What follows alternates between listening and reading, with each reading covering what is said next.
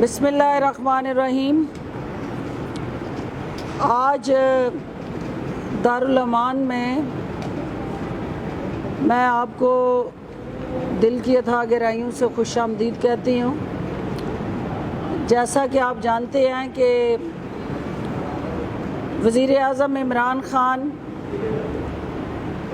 پسے ہوئے طبقات اور خصوصاً خواتین کے لیے ان کی تمام بنیادی اور جائز ضروریات اور حقوق کے تحفظ کے لیے کوشاں ہیں۔ صوبائی سطح پہ وزیر اعلیٰ عثمان بزدار صاحب کی قیادت میں محکمہ سوشل ویلفیئر پنجاب جو ہے وہ دکھی، مستحق اور نادار خواتین کے زخموں پہ مرہم رکھنے میں مصروف عمل ہے۔ پنجاب بھر کے 36 اضلاع میں سے ہر ضلع کے اندر ایک دارالامان قائم کیا گیا ہے۔ اس دارالامان میں آنے کا جو مقصد ہے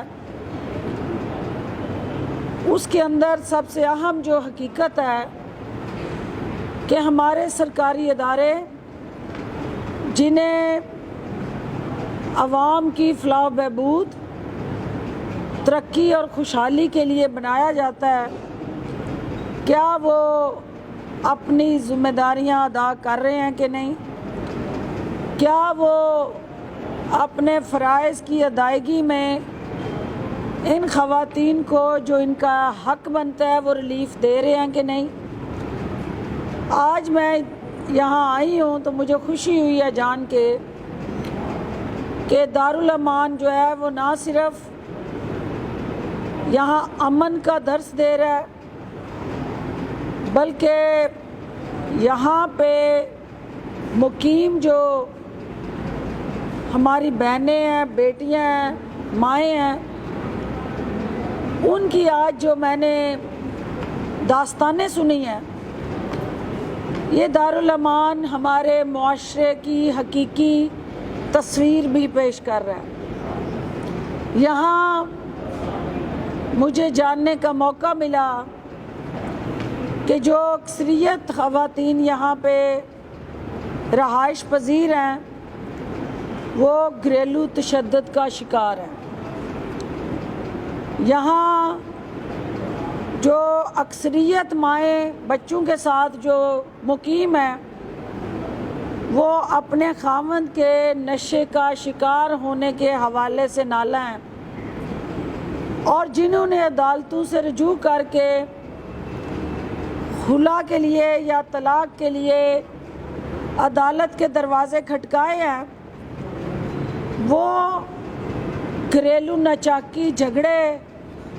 اور خاوند کا اپنی زوجہ کے حقوق کو پورا نہ کرنے کا جو ان کی زبانوں پہ شکوہ ہے، یہ وہ عملی ہمارے معاشرے کی تصویر ہے جو دارالامان جس کو عیاں کر رہا ہے۔ مجھے ان بیٹیوں کو ملنے کا موقع ملا ہے جن کی عمریں جو ہیں ابھی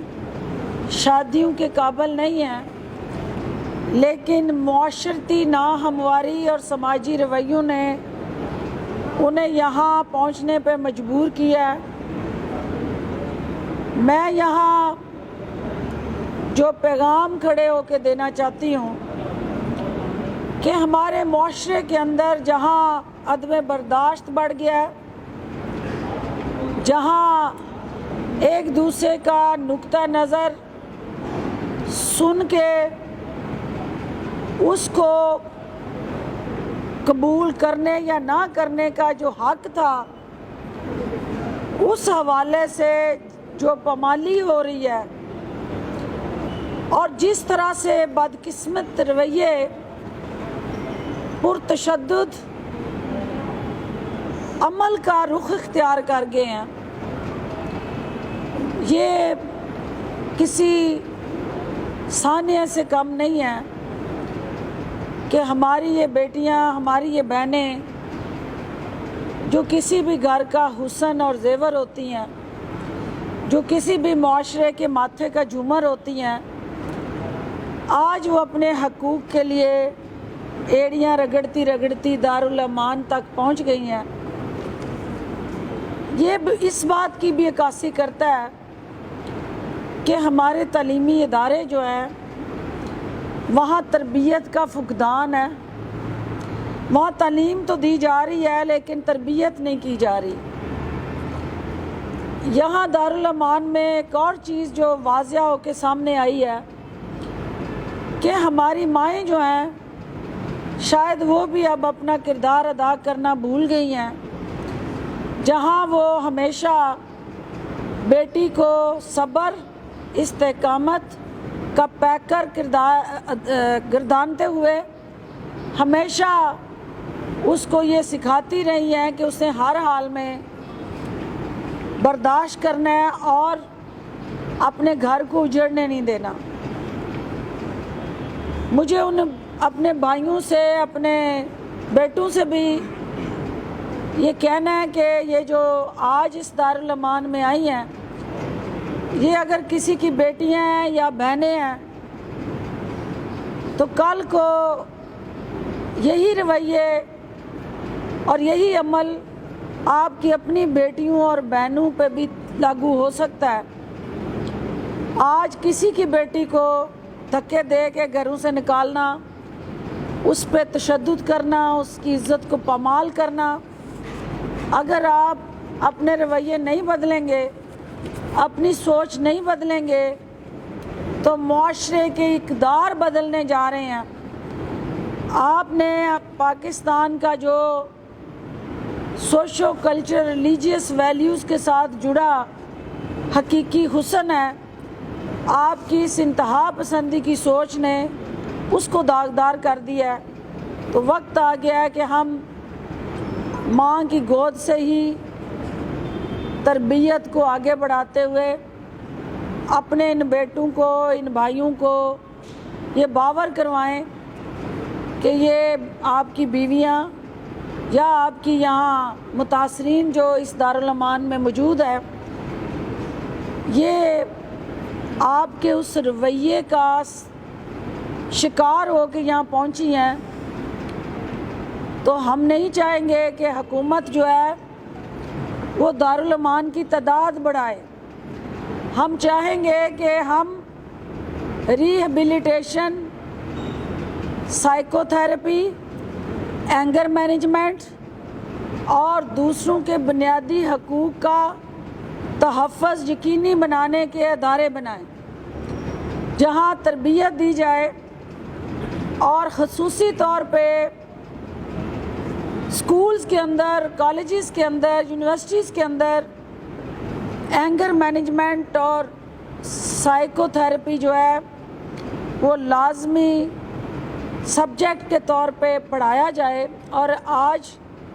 ادھر آ کے اس ضرورت کو اور زیادہ شدت سے میں نے محسوس کیا ہے، کیونکہ معمولی جھگڑے اور عدم برداشت جو ہے یہ بیٹیاں جو ہیں گھروں سے بھاگنے پہ مجبور ہوتی ہیں۔ اور اب جب میں نے ان کو یہ آفر کی ہے کہ ہم آپ کو گھروں میں چھوڑ کے آتے ہیں، تو وہ کہتی ہیں کہ وہ ہمیں جان سے مار دیں گے، کیونکہ ہماری معاشرتی روایات میں جو بیٹی گھر سے بھاگ جاتی ہے اس کو نہ معاشرہ قبول کرتا ہے اور نہ گھر والے قبول کرتے ہیں، اور پھر وہ معاشرے کا ناسور بن جاتی ہیں۔ تو ہمیں اپنے معاشرے کی سمت کو درست رکھنے کے لیے آؤٹ آف باکس سلوشنز کی طرف جانا ہے، اور انشاءاللہ منسٹر سوشل ویلفیئر کے ساتھ مل کے حکومت پنجاب ایک نئی اسٹریٹجی، ایک نئی حکمت عملی، ایک نیا لائے عمل اور ایک نیا پلان آف ایکشن ان دارالامان کے حوالے سے لانے جا رہی ہے۔ میں صرف یہ کہنا چاہتی ہوں کہ یہ سارا عمل جو ہے اس کو ہم آٹومیشن پہ ڈالنا چاہتے ہیں، اس کو ہم ڈیجیٹلائزیشن سے جوڑنا چاہتے ہیں۔ ہم یہ چاہتے ہیں کہ یہ بیٹیاں، یہ بہنیں جب یہاں آئیں تو ان کا جو ڈیٹا ہے وہ کلاسیفائڈ ڈیٹا ہو، اور ان کے والدین کے ساتھ جو حکومت اور ریاست کا کام ہے وہ پل بنے اور ان کو جلد از جلد اپنے گھروں میں پہنچانے کے لیے ہراول دستے کا کردار ادا کرے۔ آج جو دوسرا اہم پوائنٹ جس پہ ہم چاہیں گے کہ بات ہو، آپ نے دیکھا کہ جعلی راجکماری کی پہلے کنیز اول نے صبح مورچہ سنبھالا ہوا تھا اور وہاں اس کی ساری توپوں کا رخ جو ہے وہ وزیر اعظم عمران خان کی ذات تھی، اور اس نے حقائق کو جس طرح مسخ کیا اور جس طرح بے بنیاد الزام تراشی کی، یہ ضروری ہے کہ اس کا جواب دیا جائے۔ اس نے کہا کہ پی ایم ایل این کی حکومت نے کبھی شوگر پہ سبسڈی نہیں دی۔ میں کنیز اول سے یہ کہنا چاہتی ہوں کہ حقائق کو پڑھا کریں۔ اگر آپ کو کوئی پراپر انفارمیشن دینے والا نہیں تو میرا ڈپارٹمنٹ آپ کو اپ ڈیٹ دے سکتا ہے اور آپ اس سے مستفید ہو جایا کریں، کیونکہ حقیقت یہ ہے کہ 27 ارب کی subsidy P M L N کے دور میں دی گئی، 2.5 ارب کی سبسڈی پی ٹی آئی کے 2.5 سال میں ایک دفعہ جو دی گئی، تو پوری قوم کو گواہ بنا کے میں یہ کہنا چاہتی ہوں کہ ایک طرف 27 ارب کی سبسڈی اور یہ تاریخ کا انوکھا اور گھنونا مذاق کہ چچا جو ہے وہ بھتیجوں کو سبسڈی دے رہا ہے، والد جو ہے وہ اپنے بیٹوں کی شوگر ملز کو سبسڈی دے رہا ہے، اور وزیر اعلیٰ پنجاب ہوتے ہوئے اپنی شوگر مل کو خود ہی وزیر اعلیٰ سبسڈی دے رہا ہے۔ تو تاریخ کے اوراق کو درست رکھنے کے لیے جہاں آپ نے 27 ارب کی سبسڈی دی، بھانجے بھتیجے دوست احباب پی ایم ایل این کے تمام عہدیداران اور درجنوں شوگر ملز جو اس جماعت کی قیادت اور اپنی لیڈرشپ کی ہیں، کیا کبھی تاریخ میں کسی نے ایسا بھی سنا تھا کہ کوئی اپنی ہی حکومت پہ کمیشن بنائے اور کمیشن کو یہ اختیار دے کہ تحقیقات کرے اور اس کی زد میں جو بھی آئے اسے قانون کے تابع کیا جائے؟ یہ عمران خان کا اور پی ٹی آئی حکومت کا سرسیرا ہے کہ انہوں نے اس 2.5 ارب کو بھی ایویلویٹ کیا، اینالائز کیا، انویسٹیگیٹ کیا، اور وہ پروسیس ابھی تک جاری ہے، اور اس کے ساتھ جڑے جو گیپس تھے جو آئیڈینٹیفائی ہوئے ان پہ باقاعدہ لیجسلیشن ہوئی، کیبنٹ نے نئے قوانین منظور کیے اور ایک پراپر سٹرکچر کیا گیا کہ کمپٹیشن کمیشن جو شوگر مالکان کے ساتھ مل کے کھیل کھیلا جاتا تھا اس عمل کو روکا گیا، ان ہاتھوں پہ ہتھ کڑیاں ڈال کے اس عمل کو بے نقاب کیا گیا، اور پاکستان کے عوام کی پائی پائی کی حفاظت کا ذمہ عمران خان نے لیا۔ ایک اور جھوٹ جو انہوں نے بولا کہ کسان کو گنے کی قیمت جو ہے ان کی حکومت میں پوری ملا کرتی تھی، یہ وہ سفید نہیں، وہ اتنا انتہائی کالا والا جھوٹ ہے جس کے اندر وہ بتانا بھول گئی کہ ریٹ جو تھا وہ جو طے کیا جاتا ہے 170 یا 180، تو قیمت جو تھی وہ دی جاتی اس کاشتکار کو 110 سے 120 روپے، اور الٹیمیٹلی کاشتکار کا استحصال ہوتا۔ وزیر اعلیٰ عثمان بزدار کی قیادت میں ہی اس حکومت نے گنے کے کاشتکاروں کی جو پچھلی پیڈنسی تھی مل مالکان سے لے کے دی، اور ایسا ایک مروجہ نظام بنا دیا کہ اب کوئی مل مالکان جو ہیں شوگر مل کا کوئی مالک کاشتکار کا استحصال نہیں کر سکے گا۔ آخر میں چونکہ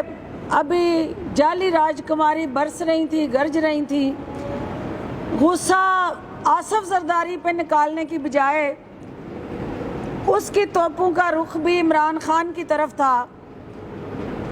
بھئی ہم تو پہلے دن سے یہ کہہ رہے تھے کہ یہ ادھار کی سیاست جو ہے یہ زیادہ دیر نہیں چلنی. بتا رہے تھے آپ کو کہ یہ رینٹ اے کراؤڈ جو ہے اس کی فلسفی آگے نہیں بڑھ سکتی، اور جس طرح سے ایک دوسرے کو دھوکہ دے کے داؤ پیچ لگانے کی یہ جماعتیں ایک دوسرے کے پیچھے سازشوں میں مصروف تھی، تو ہمیں اچھی طرح سے پتہ تھا کہ یہ جو حکومت کو گرانے نکلے ہیں یہ ایک دوسرے کو گرا کے گھر جائیں گے. اور جو ہم سے استعفے لینے نکلے تھے آپ نے دیکھ لیا کہ اب وہ استعفے کرتے اس گردان سے بھی پیچھے ہٹ گئے ہیں. تو جو جعلی راجکماری مسلسل حکومت پہ انگلیاں اٹھا رہی ہے، اس ادارے کا استحقاق مجروح کر رہی ہے. آپ کو خود یہ سوچنا چاہیے کہ جو بے نظیر بھٹو شہید کے قاتلوں کا وکیل تھا، اگر سینٹ کے اندر آپ اس کو لیڈر آف دی اپوزیشن بنائیں گی تو پھر پیپلز پارٹی نے یہ حشر تو آپ کا کرنا تھا. اور ویسے بھی آپ بے نظیر بننے نکلی تھی تو انہوں نے آپ کو بیگم صفدر بنا کے واپس جاتی عمرہ بھیج دیا ہے. تو اس میں پریشانی والی بات کوئی نہیں ہے. سیاست آپ کو ابھی سیکھنی ہے، سیاست آپ کے بس کا روگ ہی نہیں ہے. آپ صرف اچھی اداکاری کر سکتی ہیں، تو کرونا کی وجہ سے وہ ابھی ماحول نہیں ہے. تو میرا صرف مشورہ یہی ہے کہ ابھی سکون کریں، قوم کو بھی سکون لینے دیں. سیاست نئی کروٹ لے رہی ہے، اب یہ خدمت کی سیاست کی طرف ہم بڑھ رہے ہیں. روایتی کھینچا تانی اور سیاسی تنقید کی بجائے میں اپوزیشن سے یہ اپیل کرنا چاہوں گی کہ وہ تعمیری سیاست کی طرف آئیں. آپ کا بھی آئینی کردار ہے، آپ نے ہر حربہ استعمال کر لیا، ہر داؤ پیچ لگا لیا، لیکن عمران خان کا بال پیکا نہیں کر سکے. تو توبہ طائب کریں، رمضان آ رہا ہے، اللہ سے معافی مانگیں اور اس عوام کے لیے مل جل کے کوئی بہتری لانے کے لیے لائے عمل واضح کریں. حکومت آپ کے ساتھ پارلیمنٹ کے اندر عوامی مفادات کی ہر طرح کی قانون سازی کرنے کے لیے تیار ہے، لیکن عوام کا جو درد ہے اس کو اپنی ذات کے درد سے علیحدہ کر کے دیکھیں، اور عوام کے لیے، اس ملک کے لیے اور اس ملک کے ساتھ جڑے جو چیلنجز ہیں ان سے نپٹنے کے لیے آئیے مل کے کام کریں. ہم نے 5 سال اسی طرح آگے بڑھتے رہنا ہے عمران خان کی قیادت میں، اور آپ نے اسی طرح کھجل خراب ہوتے رہنا ہے.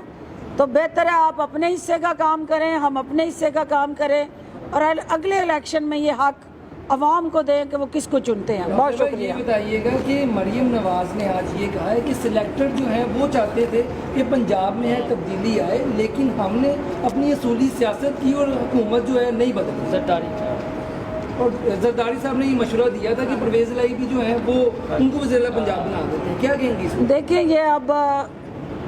پٹارے سے ان کے کوئی نہ کوئی ایسا بمب برآمد کرتی رہیں گی یہ جو پی ڈی ایم پہ پھینکتی رہیں گی، اور اس سے ان کے ظرف کا پتہ چلتا ہے. اس سے سیاسی تجربہ کاری کی عکاسی ہوتی ہے، اس سے سیاسی نابالغ ہونا ثابت کرتا ہے. اور یہ وہ گھر کا بیدی ہے جو پی ڈی ایم کی لنکا اپنے ہاتھ سے ڈھانے نکلا ہے. تو حکومت کو تو کوئی اس میں اعتراض نہیں ہے، لیکن جہاں تک یہ پنجاب گورنمنٹ کو گرانے کے خواب دیکھ رہی ہیں تو زرداری صاحب نے ان کو سلیکٹڈ کہا ہے، یہ ان کو سلیکٹڈ کہہ رہی ہیں، تو یہ آپس میں طے کر لیں کہ اصل سلیکٹڈ کون ہے. کیونکہ بلاول نے جاتی عمرہ کے خاندان کو سلیکٹڈ کہا ہے، انہوں نے زرداری صاحب کو سلیکٹڈ کہا ہے، تو اب یہ دونوں میں سلیکٹڈ ہونے کا میچ ہے، اور اب یہ پتہ چلے گا کہ لیگ کون جیتا ہے. دونوں جماعتوں کا میچ سلیکٹڈ کا، پی ٹی آئی کو اس سے کوئی لینا نہیں. میڈم یہ بتائیے گا، آپ مریم کو مینا اور بلاول کو طوطا کہتی ہیں. آج جو ہے وہ طوطا اور مینا آمنے سامنے ہو گئے ہیں. آپ نے طوطا اور مینا کو بچپن میں بھی دیکھا ہے، کیا بچپن میں انہیں کبھی آپ نے کوئی چاکلیٹ یا کھلونا گفٹ کیا ہو؟ اگر نہیں کیا تو اب طوطا مینا میں لڑائی ہو گئی ہے، تو اب کیا گفٹ کریں گی؟ ٹیشو بھجوائیں گی دونوں کو یا کیا چاکلیٹ بھجوائیں گی؟ دیکھیے بات یہ ہے کہ پہلے دن سے میں یہ کہہ رہی ہوں کہ سیاسی نابالغ بچے جو ہیں وہ سیاست کے اتار چڑھاؤ کو جنہوں نے دیکھا نہ ہو، بھگتا نہ ہو، وہ کسی صورت بھی اس سیاست کے سنگھاسن پہ کامیاب نہیں ہو سکتے. اس کے لیے انہیں ابھی مزید دھکے کھانے ہیں، انہیں مزید سیکھنا ہے. اور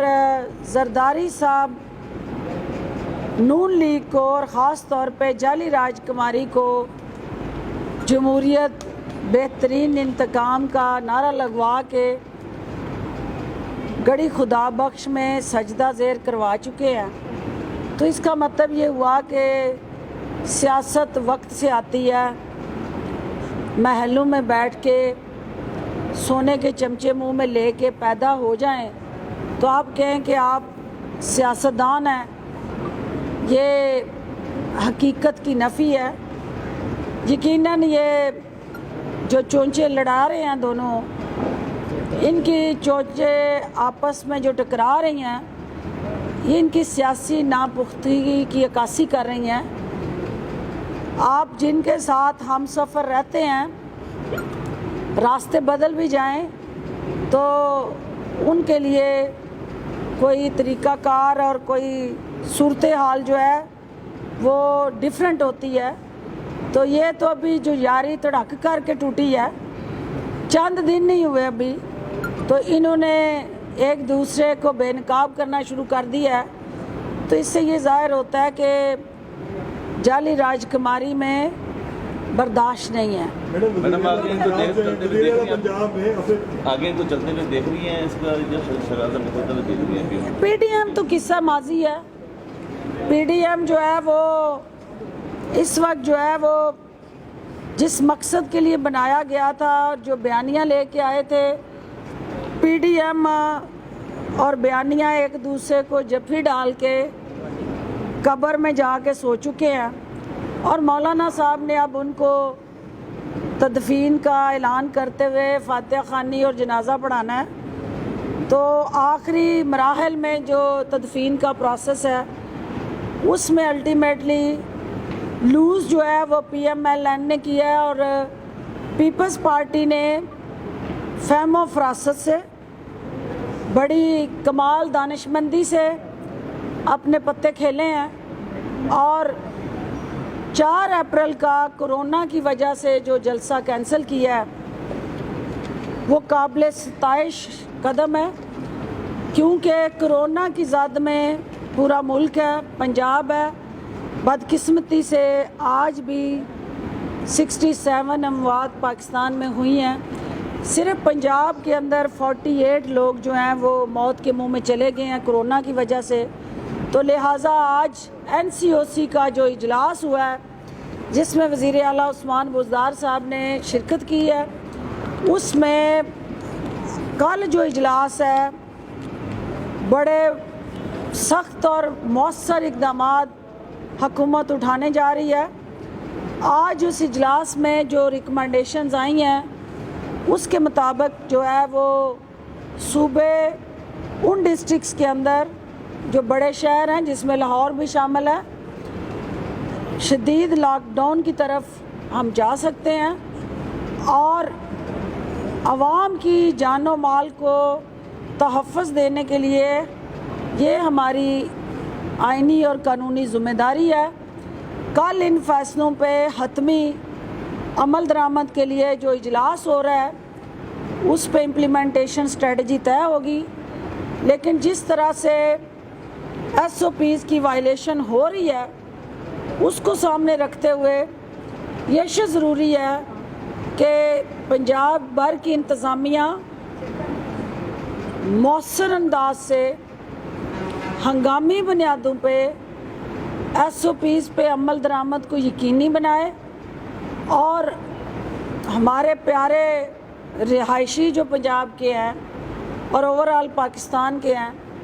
وہ پیار کی زبان کو نہیں سمجھ رہے، وہ کسی طرح بھی تعاون نہیں کر رہے، تو پھر سختی کی زبان استعمال کرنی پڑے گی اور اس کے لیے کل سے ایک باقاعدہ باضابطہ حکمت عملی حکومت پنجاب واضح کرنے جا رہی ہے۔ ڈاکٹر صاحب یہ بتائیں کہ بناؤ جو ہے وہ 10% کو عبور کر گیا، کراس کر چکا ہوا ہے۔ پنجاب گورنمنٹ کے پاس اب 15 دن کے جو 5 ڈسٹرکٹس آپ نے مینشن کیے ہیں وہاں 15 دن کے مکمل لاک ڈاؤن کے علاوہ کوئی آپشن بچی ہے پنجاب گورنمنٹ کے پاس؟ دیکھیے ہم نے سمارٹ لاک ڈاؤن کر کے دیکھا ہے، سمارٹ لاک ڈاؤن کے وہ نتائج حاصل نہیں ہو سکے اور عوام نے اس کو سیریس نہیں لیا، لیکن آج اگر 48 لوگ موت کے منہ میں چلے گئے ہیں تو وہ کسی کا بھائی ہے، کسی کا بیٹا ہے، کسی کی ماں ہے، کسی کا باپ ہے، تو اپنے پیاروں کو خود سے یہ لوگ قبروں میں اتارتے ہوئے خطرات پھر بھی محسوس نہیں کر رہے، ایس او پیز کو فالو نہیں کر رہے، تو پھر حکومت کو آئینی ہاتھوں سے نپٹنا پڑے گا